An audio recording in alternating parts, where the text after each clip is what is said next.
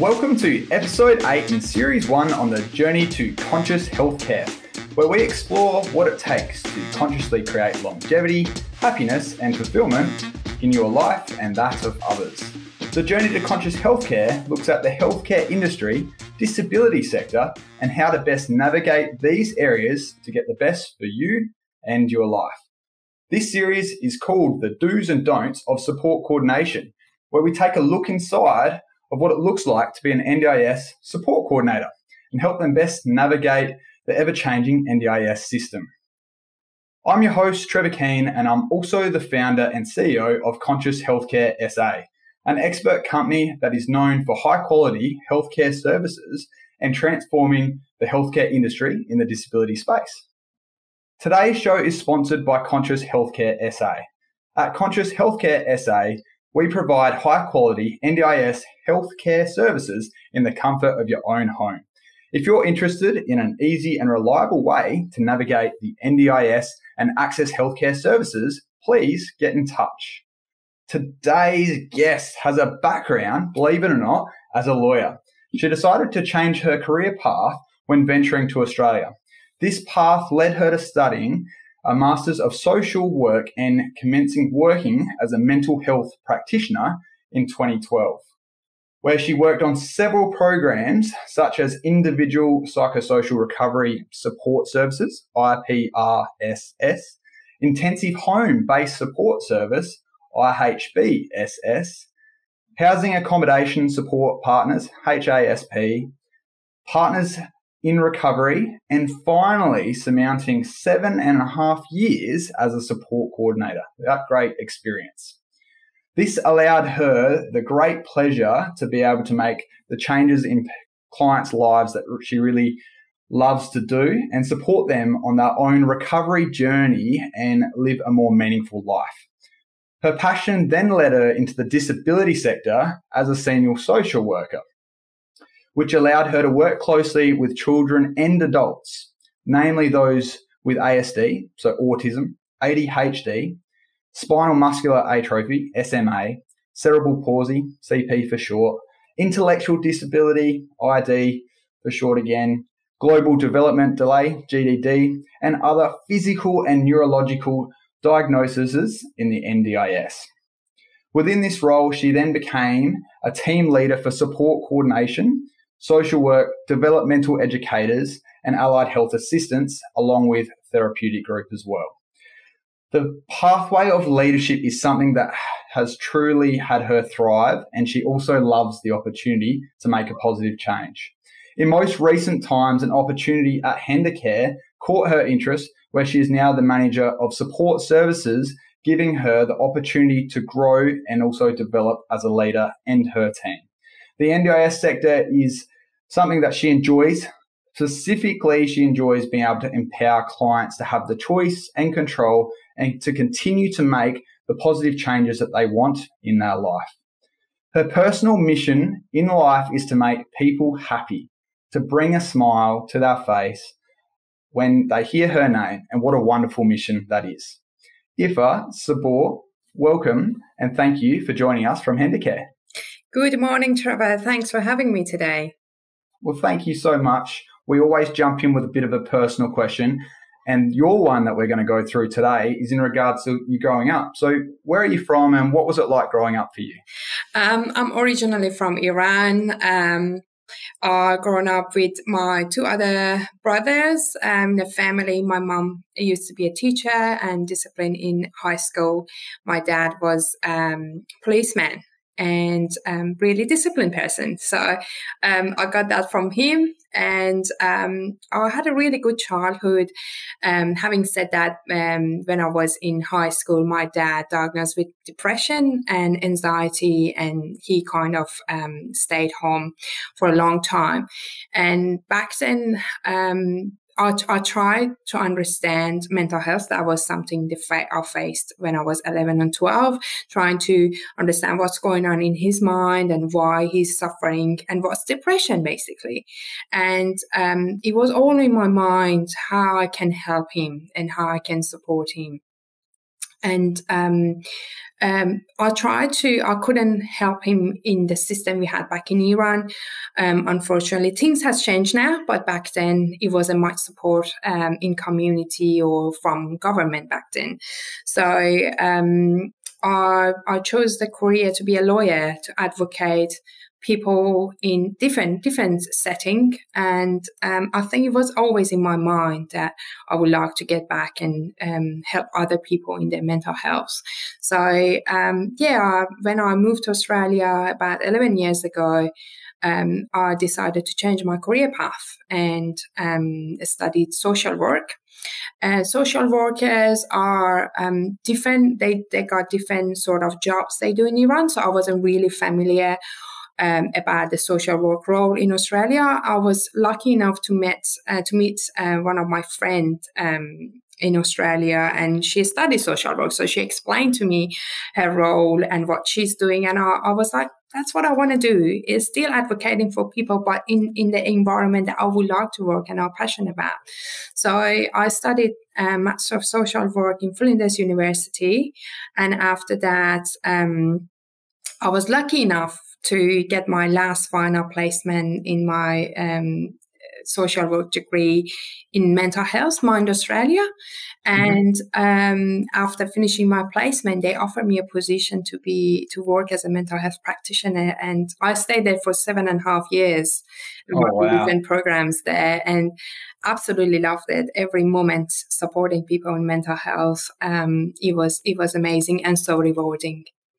Yeah, wow, that's a fantastic share. I'm very intrigued about a couple things. So very heart-centered is what I'm hearing, as far as you're very caring and you want to help people. That it didn't sound like when you were growing up that you particularly wanted to do a thing. I think it was more how you did it. It was like, am I helping people? Am I being useful and living out your values? Is that sort of what I'm hearing? Yeah, absolutely. So I thought as a lawyer, I can advocate and I can especially support women. I particularly would like to help women in their life because they're vulnerable in some settings. So that's what I tried. And that was the reason I felt like I can't do it as I want to do in Iran. That was the reason I decided to leave.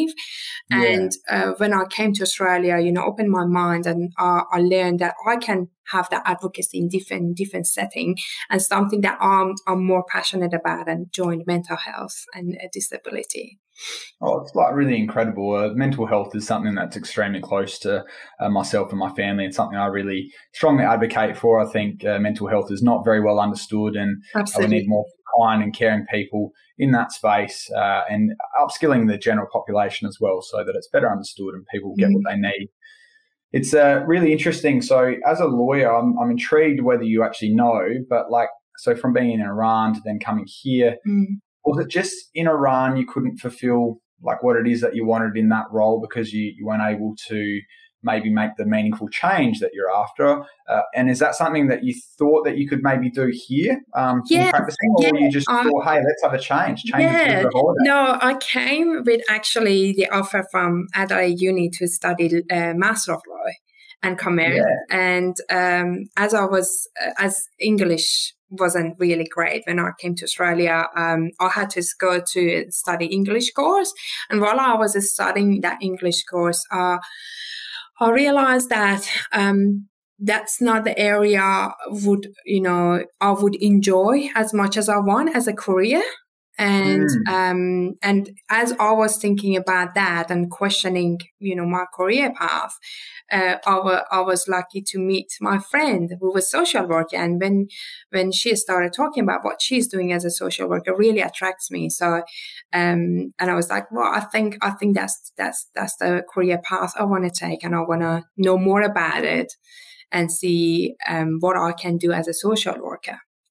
Oh, that's fantastic. Well, that leads really well into our next question. So you've become a social worker. What was it about the role? Why social work? Why not, a pilot or whoever else you want to be, an engineer, whatever you might want to do? I think my personality sits really well with a social worker. I'm so caring person.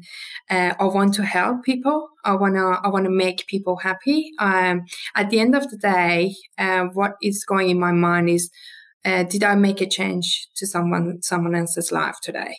That would be a question I ask myself every night. And did I make someone happy today? Did someone, be grateful that I've been part of their life? And if the answer is yes, I will be happy and my day been done well.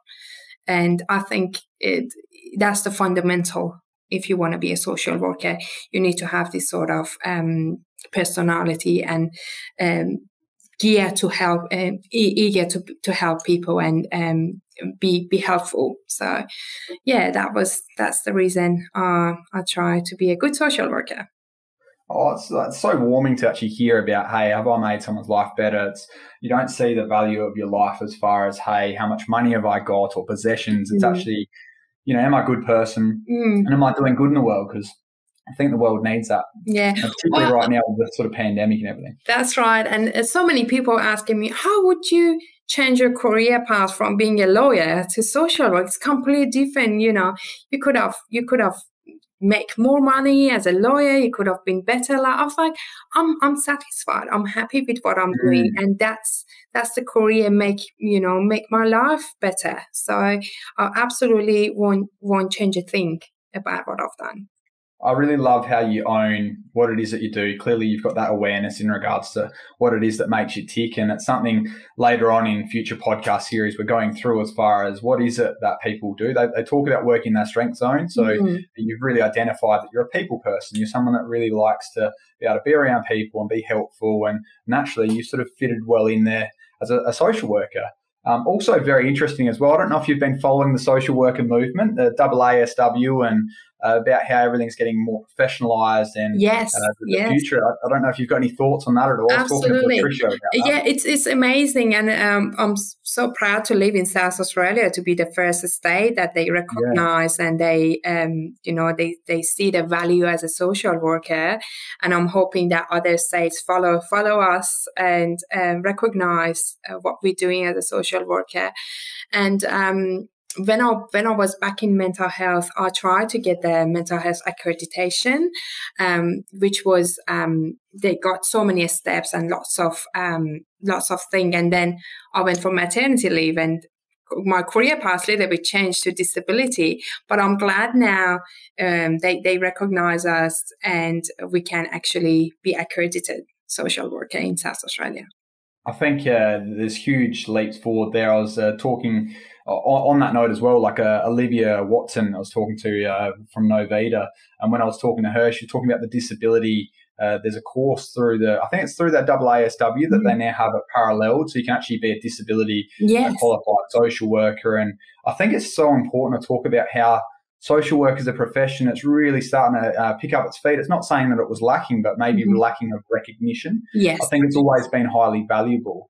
And I've learned so much. There's a lady called Amy Wenger who works at a company was at Access for You, but now Ability to Bloom. And her scope is amazing from her. She's a fantastic story. I'm sure we'll talk to her at a later stage, but so interesting, the different areas and opportunities for social workers to move into. I don't know if you've got any thoughts about, how that might look into the future at all. I haven't thought that far, but I know that the area of work in mental health, it was completely different to when I joined Novita, which was, providing support with neurological and physical disability, adult and children. It was completely different setup and setting. And I learned that, that the skills I had in mental health absolutely helped me in that area as well. But I was learning daily what's going on in that disability sector compared to mental health. And I think, we named that we are really broad sort of services, but you have to have a specific skills to be able to work really closely with clients and families in a specific area. So I was lucky enough to have that skill in mental health and then work in disability sector and, make myself familiar with NDIS as well. So all of these areas, they got common, but also you need a specific skills as well to work in. Oh, I think that's you said like plenty of gold in there, and I really love a couple things. One thing, I think your English is fantastic, by the way. I must commend you on that. Your English is very, very good. But also, a lot of people aspire to be in mental health or be able to work in that space. You talk about the skill in that. I'm interested, and we'll bring it back to support coordination. But like, as in, is there a basic level of understanding about mental health? I mean, with disabilities, we know anxiety and we know depression is higher among the disability population than the general population. Yeah. Should the level of skill and training and all that be high in order to be able to work in that role? Is it something that you think is required? And I know at Hendercare, your requirements to be a support coordinator are higher than others. So I'm really interested for you to just lead that wherever you want to go. I think for me, we talk about 9-10 years ago, when I fit in mental health service, I was lucky enough, Mind Australia, they had really extensive training, which we were going through internally and externally to make us familiar with different diagnoses in mental health. And also, I think I learned more with just working with clients with mental health directly day to day.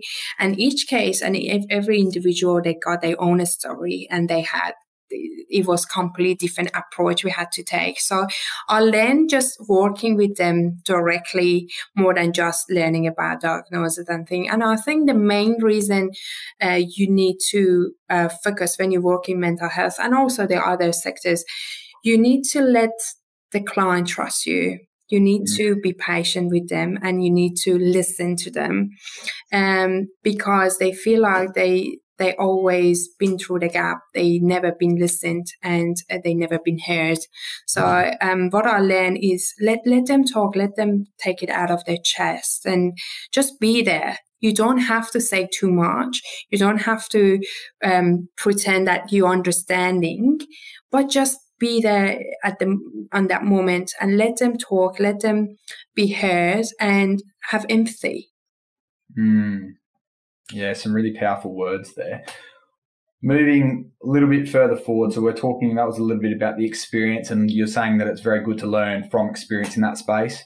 Probably quality mentors and support services around that are pretty important as well. Yeah. Whilst we talk about that, I'd love to then also segue a little bit into how you then go about that, say, at Hendercare. And, sure. I know you've got a slightly different model there than we do. I believe our team in Hendercare, they are all with a social work background, including myself. And I believe this is really essential for support coordinators with a social work background, because we got all the fundamental of social work, which is having empathy.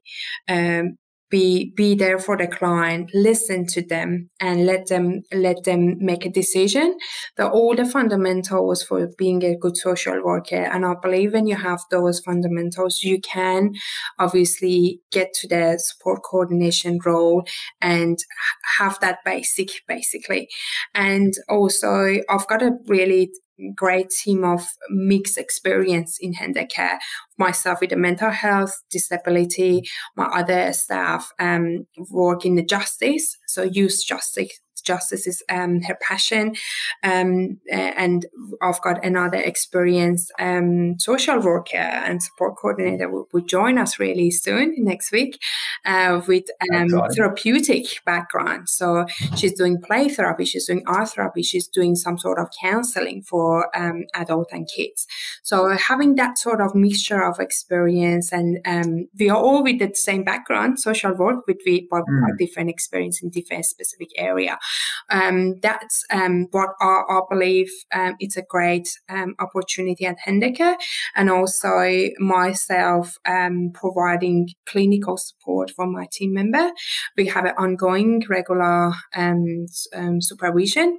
We have team meeting that they would have opportunity to talk about complex cases, or do debriefing with the team and share the experience.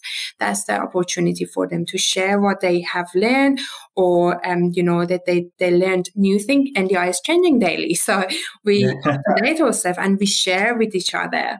I don't see myself as just a manager for my team. I'm part of the team. I'm trying to up-to-date myself and bring that skills and new knowledge to my team and share it with them, and be there when they need me for debriefing. It can be daily. I'm in contact with my team daily and make myself available when they need me. So I think having really supportive team and provide ongoing support for my team, that's really critical. And that's what we do in Hendercare. We support each other. We work as a team. Well, that's a fantastic approach. I'm curious in regards, I know from having spoken to hundreds of support coordinators around, it's not common to, there's teams around, there's plenty of teams around, but there's a real fine balance. There's a fine balance in regards to, I suppose, billable hours, then having billable hours, caseloads that support coordinators have, and then you've got all this other thing you talk about, support and all that, and leadership. How do you get that match so that you can actually have support coordinators feel like they're able to engage in the role, they've got the skill level to do what they need to do, they can handle the obstacles, but yet, if they've got something that's complex, they can talk to someone, but equally, they can sort of share as well with the team so everyone else grows and develops with them. I mean, how have you managed to construct that? Look, I believe as a leader, that's my perspective.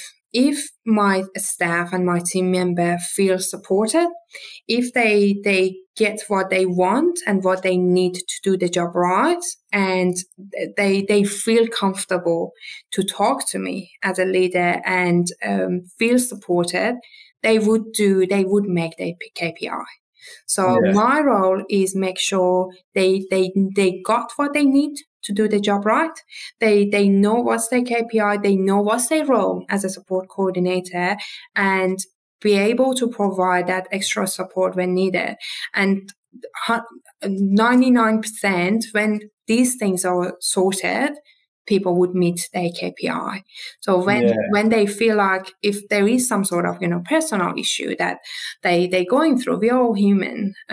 We think we can separate personal life with their work life, but it's sometimes somehow there would be an occasion that you can't. You're human. You would carry it to your work life, and I think my team would know that I'm the person. If they want to talk to, I'm available. I make myself available during the work time for my team, and they know if they need me from 8 to 4:30, they can contact me anytime.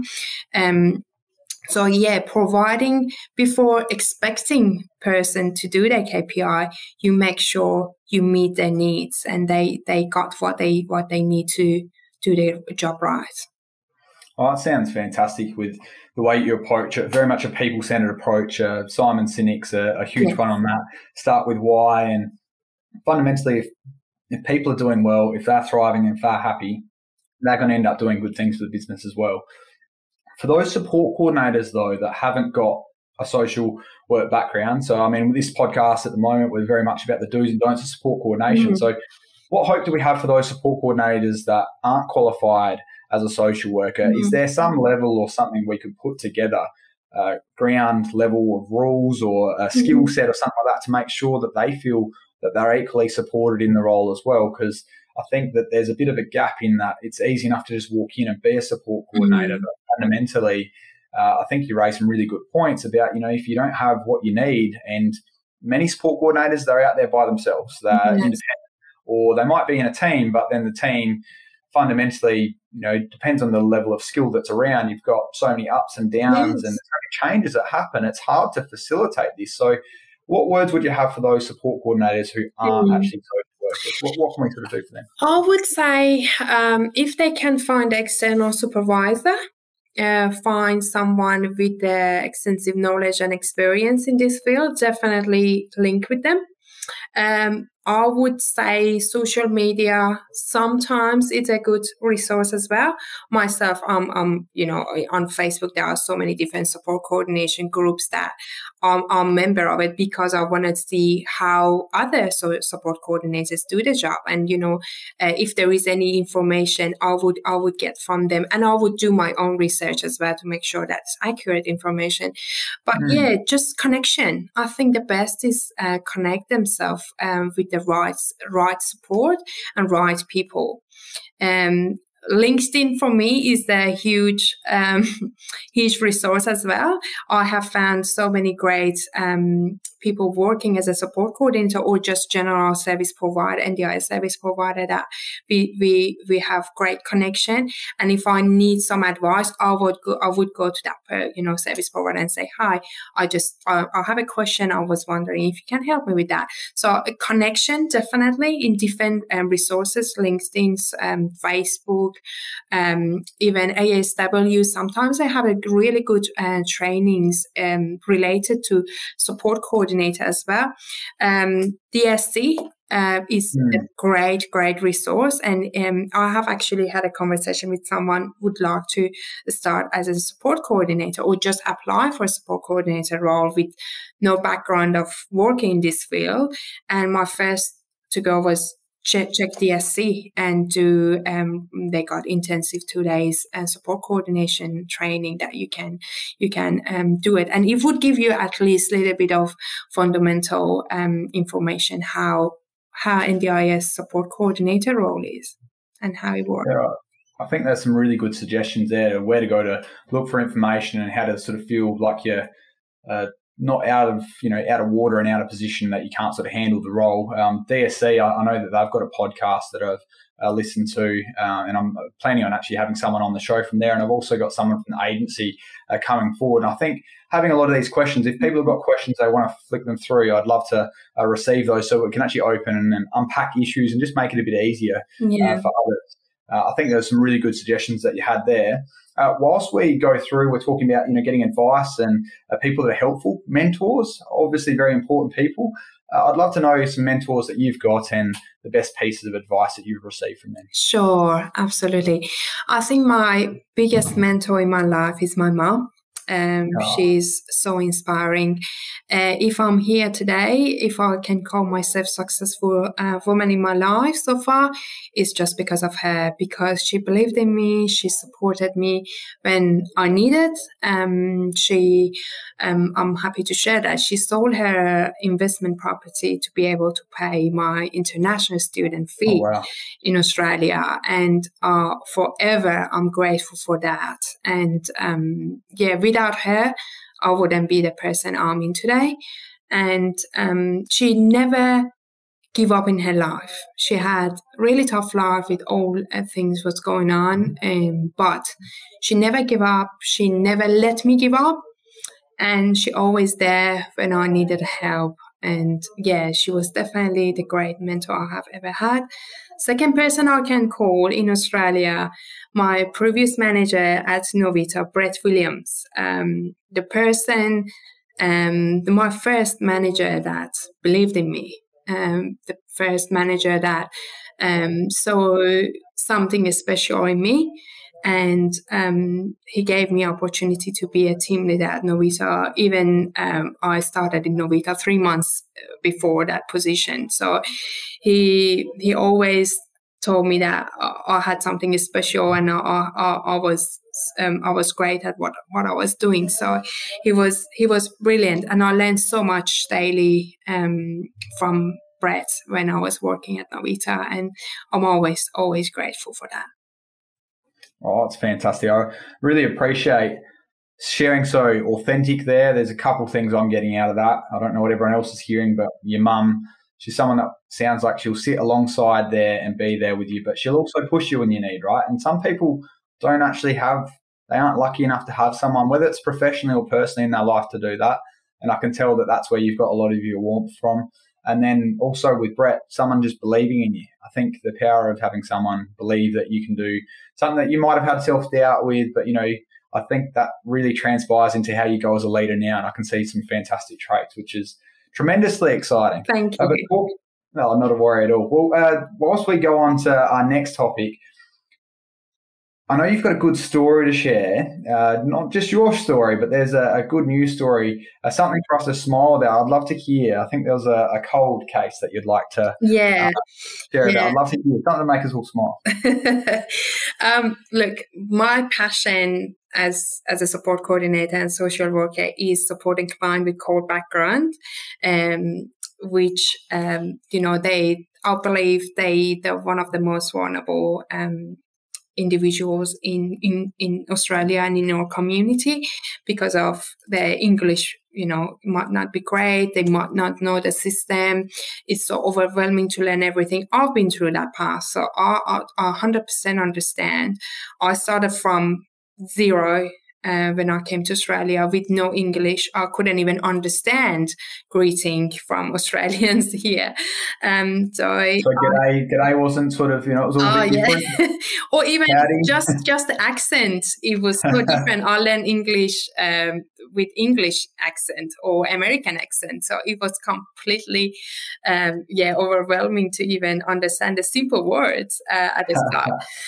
So, I have had a client with a cold background because I believe, we have something in common, and I would have some sort of patient, and I would try to simplify everything for them, especially NDIS, which is so complex for even us to understand. So I try, when I work with a cold background client, to make it as simple as possible and give them a space and understand that they might have a stigma about even disability, and they might have different understanding about how the system works here. So I had a client back in days in Novita, which I believe they were from Syria, with little gorgeous boy. They had 9 months old, same age back then with my daughter.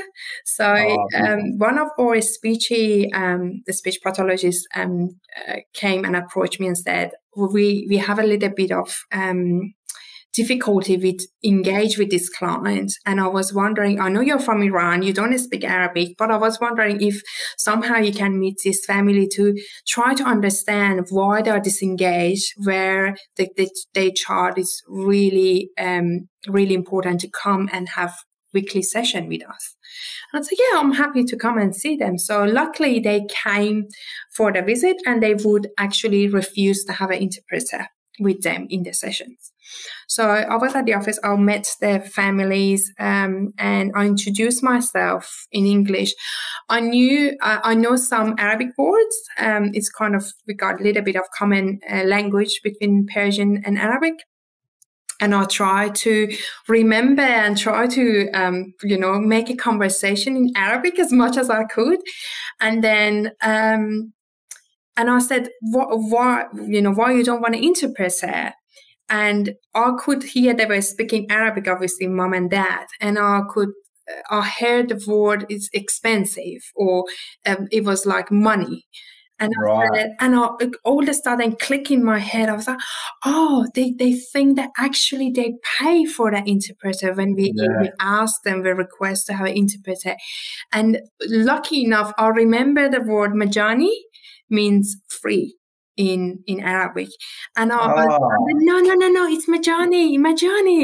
And they were really shocked that I said that. And they were like, oh, majani. They were jumping off and down, majani. I was like, yeah, no money, you don't need to pay.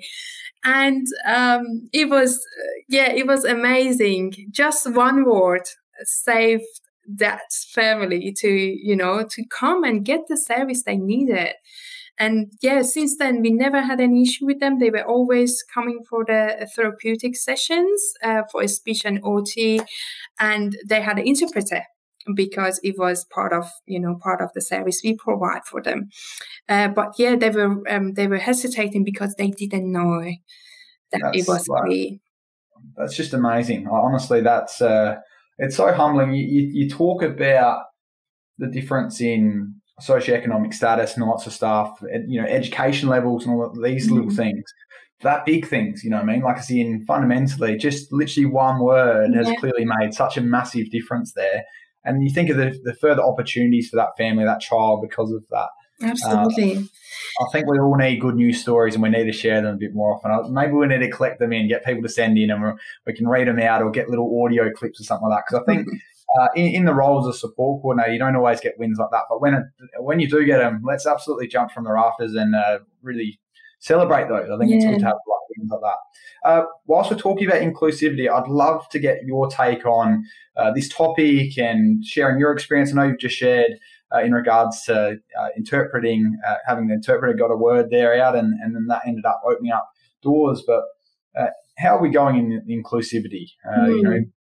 Inclusivity, the opposite of discrimination, really being inclusive in opportunities opening up. How are we going in the disability space with being inclusive? I think we still got a big way to go. I would like to see especially in NDIS and disability, more be inclusive. I share one of the experience I have had. I'm a big fan of being inclusive. It can be having multicultural team, having someone with disability in our team, and that's what I built back in Novita. I had clients. I had a staff with physical disability, which was the first time at least in our office to have someone with disability coming and join us. And I was really grateful to have a support from my manager to make sure that we have everything set up right for that person before starting. From you sometimes we take advantage of what we have in our life. For example, just accessing the glass for the water. We obviously put them all on the cupboard above, but that person couldn't access. So we had to kind of think more broadly and make sure that she has access to everything in the office. Like, for example, she couldn't make the coffee because the coffee machine wasn't in her height. So we had to bring the different table that would be adjustable so she can actually access to make a coffee if she's willing to. The other example I remember, we changed a photocopier machine, which every organization does that. We got a new photocopier, which we were really excited about. But when that photocopier arrived, we didn't realize that it was bigger than previous photocopier. So my staff couldn't reach to scan the document she wanted. And because it's always been like that, she probably was excluded. She didn't even request anything, or she didn't say anything. And I just, observed that. And I went to my manager and said, well, we need to think about it. That photocopier is not really suitable. And I went to her. Yeah. I was going to say, can we open that up as well? Because you've raised a huge point there, like as in she's probably just accepted that as it is. Yes. Isn't that sad? Like that actually makes me feel a little bit upset because we're talking about psychological safety in the workplace. We're talking about the ability to have someone not necessarily just put an arm around you, but actually care enough to go, hey, in your shoes, what are the challenges? What are the difficulties that you're facing? And how can we make this easier for you? How can we make this, not even easier? That's a fundamental thing she needed to do her job. I think that's a really good point that you're raising as far as looking at it from different perspectives and also being willing to adapt and change. Absolutely. And it was really upsetting for me that, so I approached her and said, I'm really sorry. I'm so sorry. We didn't realize that the new photocopier is bigger and higher and you can't reach it. And she was telling me, oh, that's okay. That's okay. I would find a way. I was like, no. You have absolutely every single right to have access to these things. So leave it with me. We would find a way. And we ended up just having a desktop printer for her to be able to scan. And she was so grateful. And I was like, oh, this is how it should be. You shouldn't really thank us. We should say sorry that we didn't realize we couldn't actually get the photocopier that would be suitable for you. So I'm sorry that, for a week or two, you had to just wait or ask others to help you. Well, I think that's certainly leading the way forward, and I'm really excited. One of our last questions actually covers that topic in a better way, and we can unpack that a bit further. We've got a little bit of gold to go through here now. The gold is your combination of skills. It's the fact that you're a social worker, so you understand policy and humanity. It's definitely a skill of yours, along with your experience as a lawyer, meaning that you know how to put arguments and evidence together, which we all know is tremendously important in the NDIS. Is this a hidden advantage that you have over others? And also, second question is, how can we get more people to harness this skill to help more people with disabilities? Sure. I think, yes, for your first question, absolutely it is. And I think everyone work with me, they say, you're a great advocate. I know NDIS doesn't like that word, but I'm a big fan of advocacy and advocate for my clients. We don't need to name it. We all do. It's communication, I think. Yeah. Communication. Put it that way. But yeah, definitely. I think I don't give up. That's my nickname. I never give up. I would go as further as I can to make things happen, and that's what I do in my personal life, and I do in my work life. Yeah. Well, how can we have your skill set become more known? Now, I'm not saying everyone should go out and get a social work degree and then become a lawyer, but particularly, I dare say, I reckon, correct me if I'm wrong, but I reckon the skill that you have is the fact that you understand, as I said, you understand policy, so you understand how it's written and what you need to do. So you look at the sections of the NDIS Act, where it's 24 or 25, I forget off the top of my head.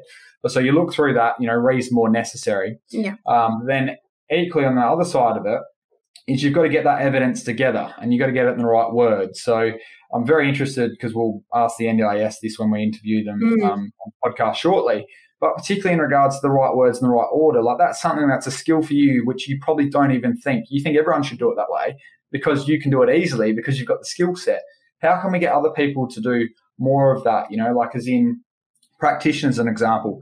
If you write about pain, that is completely useless. Don't write about pain. No one cares about pain in the NDIS. They do care about function, though. Yes. If you talk about, hey, this stops them functioning and then be able to live what would be a normal life, then NDIS starts listening. They start getting their wallet out and they'll actually go, okay, no worries, we can fund that. So is there some way that we can make this more accessible so that others can understand the lingo, the way to go about it, the how-to, I guess, so that we can then fundamentally help participants get the funding that they need? Not what they want. We're not getting Ferraris, but what we need. I think it's really, really good question, Trevor. I think what I have learned is through try and error. I did put some documents at the start that I didn't know the language. I didn't know what NDIS wants to see. And from that, I learned from my mistakes. And then I did more training and I shared, my mistake with others. And they were like, this is the way we do. And I seek more advice. I seek more experienced people and try to get the right answer. And I'm still going through that. It's daily. The report I might do today, the same thing I might do next week, I might get a different result. So I believe just seeking more advice, seeking more information, read other reports. For me, it was when I joined Novita, because it was new, working with a client with disability in neurological disability was quite new to me. I didn't know which way I should write report or which way is the best way. And I started reading others people's report. I started reading other seniors' report to see what they actually capture in the report and what's really important. I made a note. This note that I've got everywhere with me, it's full of information. And I would even go back to my 2 years ago notepad and find the information in it. I try to write it for myself, so I don't really trust my memory 100%. I've got something in writing. And yeah, just try and see what other experienced people are doing in this field. And just, don't be scared of making mistakes. You will learn from that. That would be my and I'll share. For example, when my team now, if they're writing a report, and they're willing to get my advice, I would go through that. Even it would take 15 minutes, 20 minutes. I will make sure that I will share what I think is the best to write that report. So as go back to our previous conversation, have a good mentor, have a good supervisor to be able to support you in this path. And you're also hearing good quality measures in place, like making sure you do get them approved. Yeah. I know that's something that we absolutely do. So you think of the thousands of dollars spent on OT and physio and speech pathologist, dietitian reports, if they're written poorly, fundamentally with plans getting extended out for 2-3 years. Yeah, absolutely. If you haven't got enough funding at that stage, you might not have enough money to then get another report. So really important. And I'm also hearing that, there's a real philosophy of being a student of life. Is what I'm hearing. You're talking about continually learning and getting better, and not being too egocentrical about that. Making sure that you actually, you're really about, hey, what's working, and going to what works, rather than actually just going on expert opinion, which might not be right. It might be right today, but you never know. Tomorrow. That's true. I never stop learning because some people don't like NDIS because it changed a lot, but I actually love it because you learn more. You learn daily, and you don't get bored. You're absolutely seeking for more, information daily in NDIS. You learn something new. I learned something new today, that they changed their animal assistant dog policy and the application. So I was looking at the application yesterday, thought I was doing the right thing, and it's the latest one. But today I found another one which came out in December. So, It's really exciting because there was a win on that recently, actually. There was a win for someone that I think had autism that's now ended up getting an assistance dog when they previously were knocked back. So very much changing. I'm going to jump into your law background a little bit again, but mainly to help support coordinators from a communication standpoint. I dare say communication expectations are a big thing I sort of find in the NDIS, and support coordinators talk about that a lot, but also just that sort of human side of connecting and being transparent.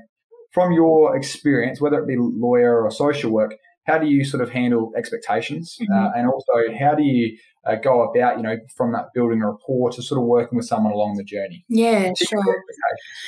It was quite challenging for me coming from block funding in mental health, which you don't have a KPI as such, or you don't have billable hours to fill in, or you don't have a limited funding to deal with.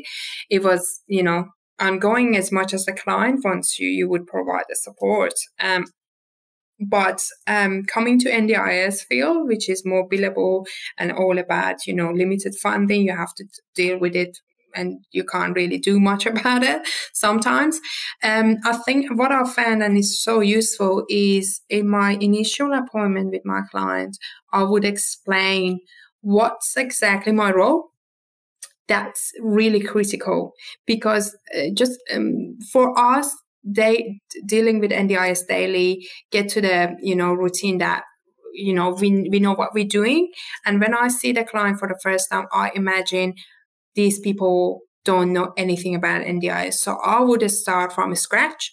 I would explain to them every single aspect of my role and explain what as a support coordinator, what's the guideline based on NDIS guideline, what I need to do, what's expectation from NDIS, and what I'm going to do. And also make sure they I listen to them and ask them what they want to achieve. Going through the goals, NDIS goals as well, make sure that's what they want to work on. If sometimes, surprisingly, in some occasion, I find that they got different goals. They have different things they want to do, and it's not listed in NDIS goals. So we will talk about it, and if we need to make a change, we will make a change in that NDIS plan and, request for review. And also, I would explain that about billable time, limited funding, how often they would like me to meet them. I'll find it really important not set the time and say, I want to see you in 6 weeks time because XYZ, we have this funding, we have to use it. I would explain, yes, it's better to utilize the funding accordingly based on your need, based on the absolutely. need. Well, that sounds very much like how to work an NDIS plan, and you really got a good system in place. You clarify what your role is and what's expected of you, which then makes everything go in the right direction. Because they talk about, if you've got two people, if you talk about train tracks, right, if they start there, but fundamentally the angle's starting to go off to the side. So if they start parallel and they start going off in different directions over the course of a few hundred meters or a kilometre, you'd be miles apart from one another. And I think that's where frictions possibly are brought up. Absolutely, yes.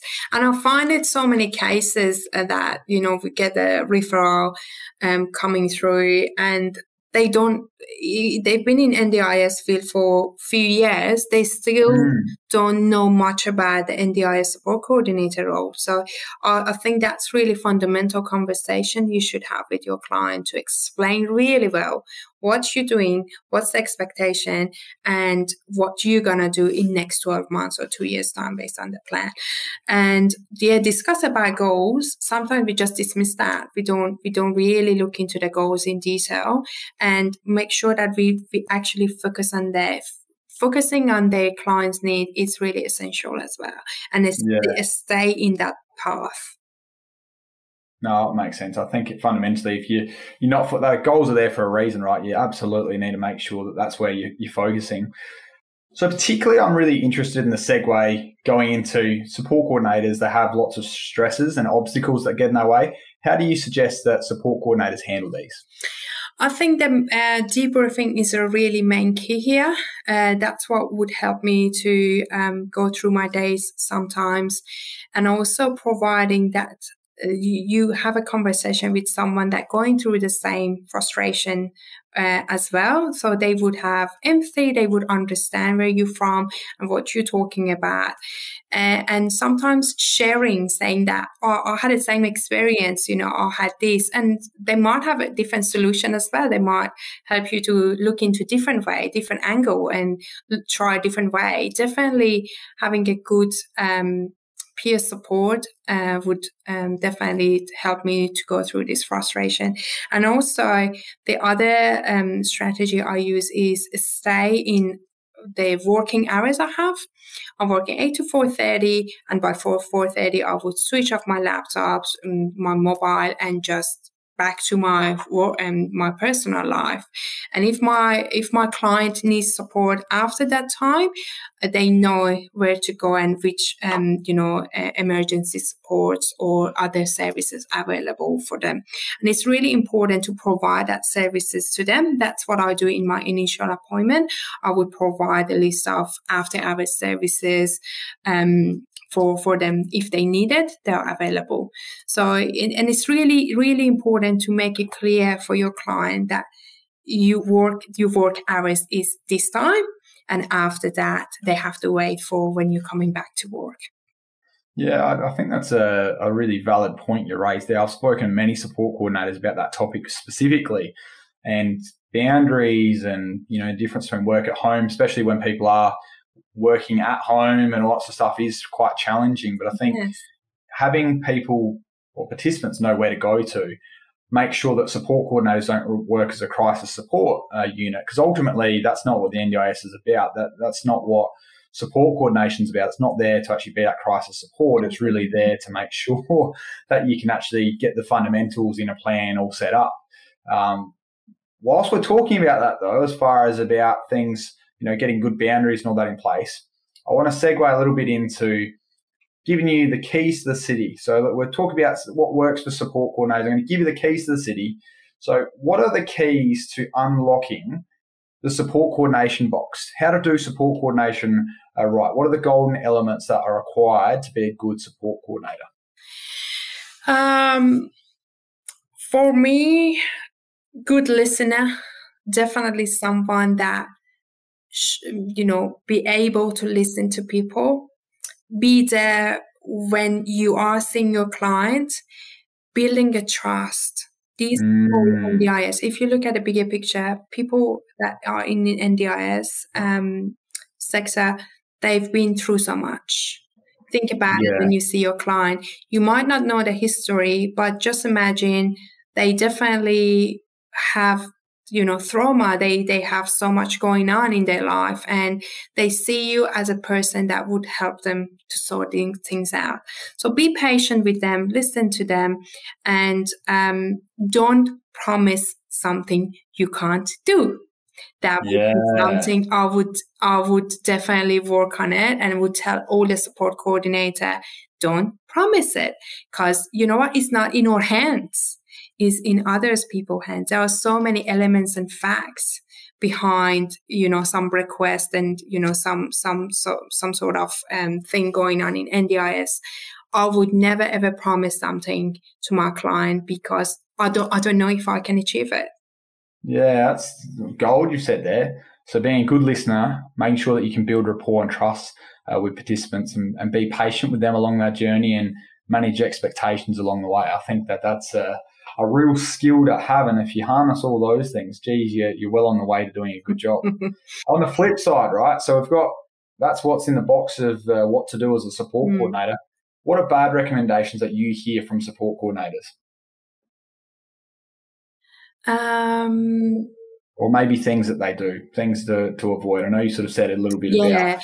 The main thing would be don't promise something which is not in your hands. Yeah. Lots of what I'm hearing from clients that they switching and shifting from different support coordinators. It's really a really important key, which I was thinking about it this morning actually. As a support coordinator, sometimes we are in mission. We want to do things for clients. We just want to, help them as much as we can. Along this journey, we forget to share and update our clients. Transparency.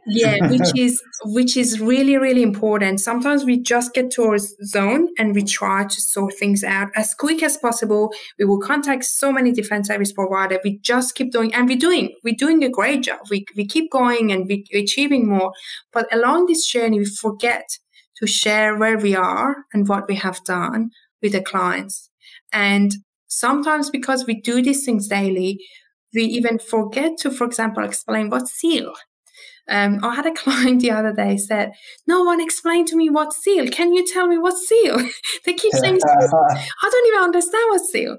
So as I mentioned before, make sure you imagine these people don't know the language we speak daily. You need to make sure you explain as simple as possible for them, and make sure you update them as you go. Yeah, wow. I think that whole transparency piece and assuming nothing is what I'm hearing there, which is a great bit of advice, I reckon, for any support coordinator. We're going to go into Harry Potter territory, contrary to popular belief. We're going straight in here. So I'm going to give you a wand. So this wand I'm going to give you allows you to change something within the NDIS. If you can change anything, now you can. What is it that you would? Really, really good question. Based on my current clients, try not to separate people with disability out of the whole life they have. Look at the people in the bigger picture. They're all linked together. They live with their disability and other issues they got. Understand it's insurance. Understand NDIS is insurance, but if someone going to homelessness and they got an issue there and they don't have a roof above their head, it would impact their disability. It would impact how they live. They can't live better. They can't recover. They can't have an OT session. They can't have a therapeutic session. It means nothing for them to have $500,000 in their plan where they are homeless. So I think they have a better system. Look at people in the bigger picture is really critical. Yeah, I'm really hearing possibly the flexibility of overriding a few different things based on circumstantial sort of stuff like that. Like, if someone is homeless, they're not going to be able to have access to those things because they've got nowhere to go. I think that's a great answer. We've moved along to our final question of the day. Let's pretend that we're 20 years into the future and we've achieved success in the disability in the sector. What does it look like? What does it feel like? Paint me a picture. I even get a goosebump. I think seeing happy people with disability on the street and see them, they can achieve what they want to do in their life, and they be part of the community. Inclusion. Yeah, wow. That would make me happy. Inclusion, connections, what I'm sort of hearing, a real, just one community, I suppose. Exactly. Love that.